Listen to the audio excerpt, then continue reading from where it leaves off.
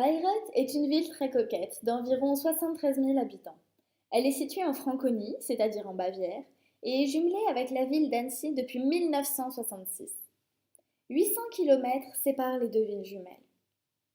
Bayreuth est notamment réputée pour avoir été le lieu de villégiature du compositeur Richard Wagner, puisqu'il y a établi son Festspielhaus, c'est-à-dire son opéra, où se déroulent encore aujourd'hui des représentations de ses opéras en août lors du festival de Bayreuth. Mais Richard Wagner ne serait probablement jamais venu à Bayreuth si cette femme, Wilhelmine de Bayreuth, guillemette en français, n'y avait pas imprimé sa marque au XVIIIe siècle. Vous vous demandez certainement en quoi et pourquoi. Racontons donc l'histoire de cette femme des Lumières. Friederike Sophie Wilhelmine vit donc le jour le 3 juin 1709. Elle était la fille de Sophie Dorothea et du prince Frédéric Guillaume de Prusse, qui devint Frédéric Guillaume Ier de Prusse, autrement appelé le roi soldat. Elle fit partie de la lignée des Hohenzollern de Berlin. Par sa mère, Wilhelmine avait une parenté avec les rois d'Angleterre, puisqu'elle était en effet la nièce de Georges II de Hanovre et la petite-fille de Georges de Hanovre, fondateur de la dynastie des Hanovre, qui devint celle des Windsor, que nous connaissons encore actuellement. La naissance de Wilhelmine fut une réelle déception pour ses illustres parents qui, bien entendu, voulaient un garçon. Mais d'autres enfants suivirent Wilhelmine puisque elle eut en effet 13 frères et sœurs, même si tous n'atteignirent pas l'âge adulte. Elle fut la sœur de celui qui deviendra Frédéric II de Prusse, dont elle était extrêmement proche. Lui-même l'appelait sa Lieblingsschwester, c'est-à-dire sa sœur favorite. Leur relation se distendit quelque peu, notamment lorsque Frédéric devint Frédéric le Grand, roi de Prusse, en 1740. Mais ils restèrent malgré tout très proches. Frédéric projeta une évasion vers l'Angleterre en 1730. Malheureusement, son père découvrit le pot-aux-roses et Frédéric fut enfermé et accusé de désertion. Quant à Wilhelmine, elle dut vivre recluse dans le Berliner Schloss après que son propre père l'eut accusée de haute trahison. Ceci fut évidemment un événement marquant pour les deux jeunes gens. Wilhelmine n'eut pas une enfance très facile, car sa nourrice, Letty, la battait. Toutefois, en tant que fille du couple royal, elle reçut une éducation complète dans la perspective de faire un beau mariage.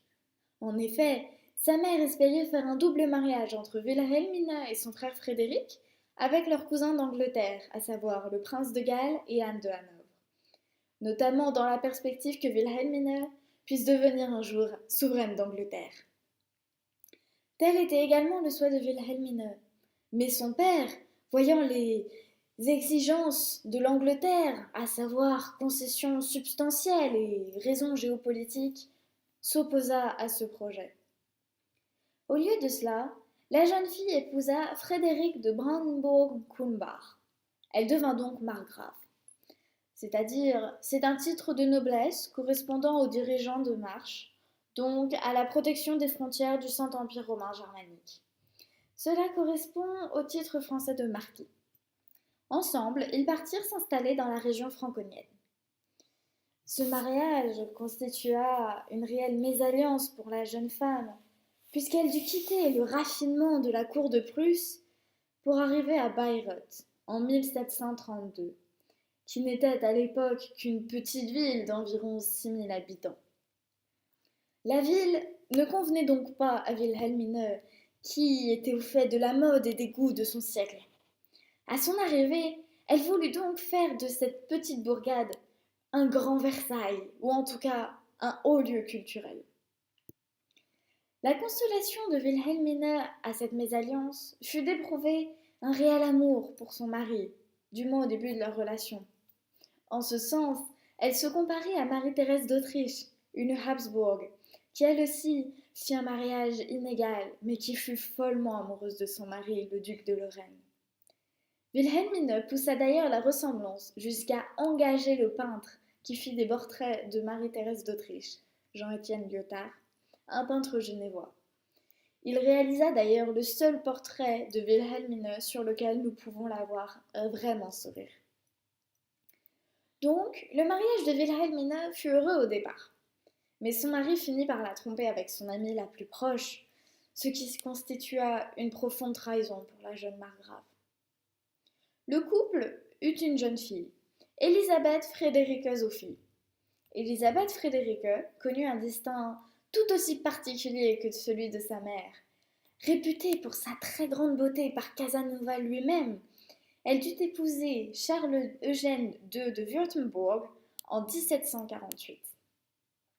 Lors de la guerre de Cent Ans d'ailleurs, Charles-Eugène se joignit à l'alliance franco-autrichienne catholique face à la Prusse et à la Suède protestante. Élisabeth Friederike Sophie lui opposa une forte résistance car les Brandenburg-Bayreuth étaient à des alliés de la Prusse. Ce dernier dut donc s'incliner pour récupérer sa femme qui, partie au château Fantaisie de Bayreuth, refusait de le retrouver. Mais revenons un peu à Wilhelmine. Comme tous les nobles de bonne éducation de l'époque, Wilhelmine et son mari firent leur grand tour, c'est-à-dire un voyage vers les destinations culturelles principales d'Europe, et notamment en Italie. Ce fut pour eux une occasion de sortir du Saint-Empire romain germanique. Ils rencontrèrent notamment Voltaire à Colmar, qui devint très proche de Wilhelmine. C'est ensuite incognito qu'ils longèrent le Rhône en 1754 vers le sud, puis qu'ils visitèrent Avignon où Wilhelmine rencontra le pape Benoît XIV, et enfin ils visitèrent Marseille. Puis le couple partit pour Gênes, puis Pise, Florence, Rome et Naples, entre autres. Ce fut un voyage impressionnant pour Wilhelmine, qui se retrouva pour la première fois de sa vie face à de véritables ruines antiques. Mais, gagnés par le mal du pays, ils entreprirent un voyage de retour dont le chemin était jalonné, notamment par Bologne, Ferrara et encore Venise. Ils firent d'autres rencontres notables, bien évidemment, comme celle des peintres Raphaël Mengs ou Adrien Manglard, à qui ils firent des commandes pour le château de Bayreuth. En 1755, Wilhelmine regagna Erlangen, sachant qu'elle ne reverrait plus l'Italie en raison de sa santé déclinante. En 1756, elle tomba très malade et le fut en effet jusqu'à sa mort. Peu avant de mourir, elle écrivit ceci dans une lettre à sa sœur Amélie. Meine Gesundheit ist völlig ruiniert und mein Geist so melancholisch, dass ich mir den Tod tausendmal wünschte. C'est ce qui finit d'ailleurs par arriver, puisqu'elle mourut le 14 octobre 1758 dans son nouveau château à Bayreuth. Sa dernière demeure fut cependant l'église du château, où sa tombe se trouve toujours, à côté de celle de son mari, qui entre-temps s'était remarié. Leur fille repose entre eux. Son tombeau est plus grand que celle de ses parents, puisqu'elle avait épousé un duc et avait donc un titre de noblesse hiérarchiquement supérieur à celui de ses parents. Wilhelmine était de son vivant une femme extrêmement cultivée. C'était en effet une grande épistolière, mais elle était aussi peintre et actrice. Elle se mit notamment en scène aux côtés de Voltaire dans une représentation de Bajazet. Vous savez, la pièce de Racine. Wilhelmine aimait aussi beaucoup la musique. Elle jouait d'ailleurs du clavicorde, mais aussi de l'épinette et du clavecin, à savoir des instruments à clavier d'époque baroque. Mais elle n'était pas seulement interprète, elle était également compositrice. Elle fit bâtir, à l'occasion du mariage de sa fille, l'opéra Margrave de Bayreuth, qui est considéré comme le plus bel opéra rococo du monde. Malheureusement, fermé jusqu'en 2018 pour cause de restauration. Tous les ans, Wilhelmine y organisait une représentation en l'honneur de son mari. C'est à cette occasion qu'elle composa Argenor, un opéra baroque qu'elle écrira en 1740. En voici d'ailleurs un extrait.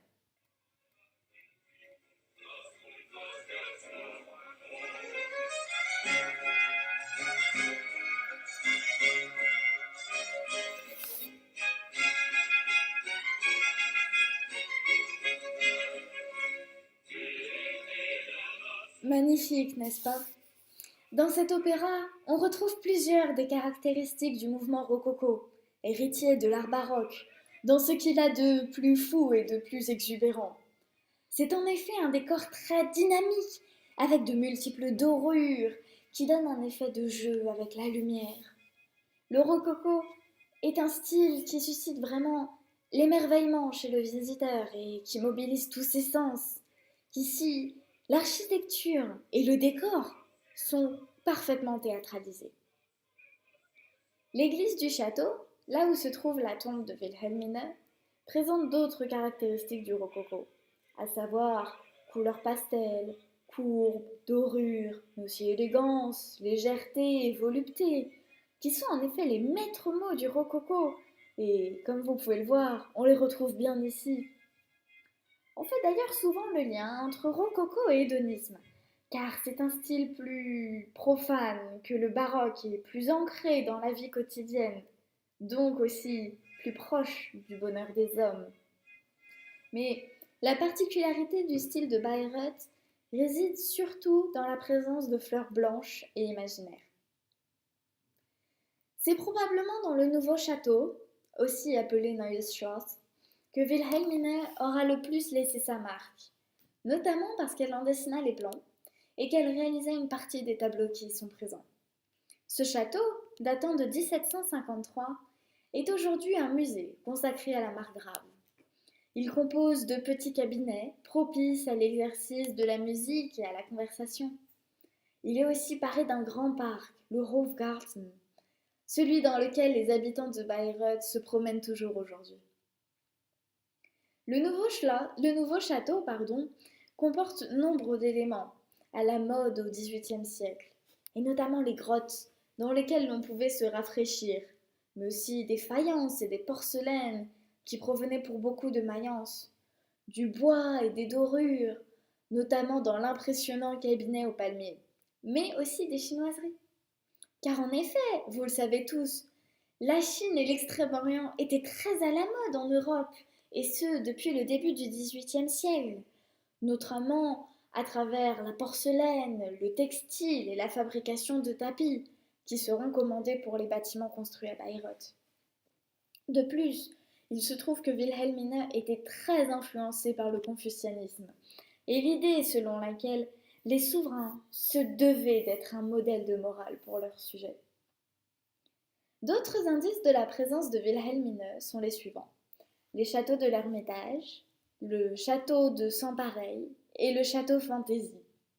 Leur nom traduit d'ailleurs la francophilie de la souveraine. Sous le règne de Wilhelmine et de son mari, le margrave Friedrich, Bayreuth devint donc un haut lieu culturel et de raffinement. Ce fut la grande époque de la manufacture de Bayreuth, fabricant de la faïence, sous la direction de Johann Georg Fliegel. Dès 1738, le personnel de cour vit son nombre considérablement augmenter. Pour des spectacles, pour l'agrément du couple margrave, donc, ensemble de musique de chambre, danseurs de ballet, nouvelle troupe d'acteurs français, chanteurs d'opéra, et j'en passe. Ce qui provoqua la situation suivante. À son arrivée, Wilhelmine avait trouvé un pays en mauvaise situation financière, ce qui s'empira puisque le couple margrave ne fit que considérablement l'endetter. En effet, Bayreuth multiplia les commandes coûteuses pour rester à la mode de son siècle. Miroirs pour faire réfléchir la lumière et agrandir les pièces. Porcelaine de Mayence et de Chine. Soie chinoise, café, chocolat chaud et même thé, à savoir des boissons chères mais surtout très très à la mode en ce temps. Même les grottes présentes à l'Ermitage sont constituées de galets et de coquillages, mais aussi de fossiles importés, ce qui ne fait qu'augmenter les dépenses. Le couple margrave fut aussi très influencé par la philosophie des Lumières. Outre leur proximité avec Voltaire, je veux dire, on peut le voir à travers leur devise, qui était la suivante.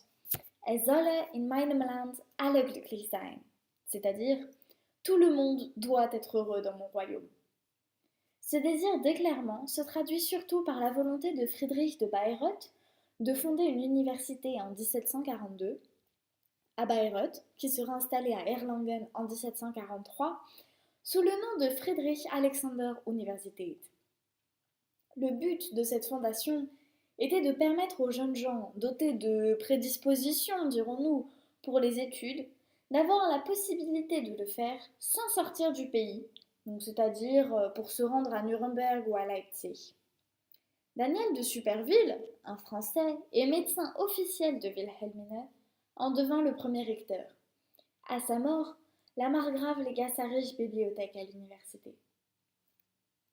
Ainsi, outre les nombreux témoignages de sa présence dans les rues de Bayreuth, Wilhelmine laissa quelques compositions musicales, des tableaux, mais aussi ses mémoires, qui, à défaut d'être rigoureusement historiques, demeurent des chroniques de son époque à la fois intéressantes et très sarcastiques.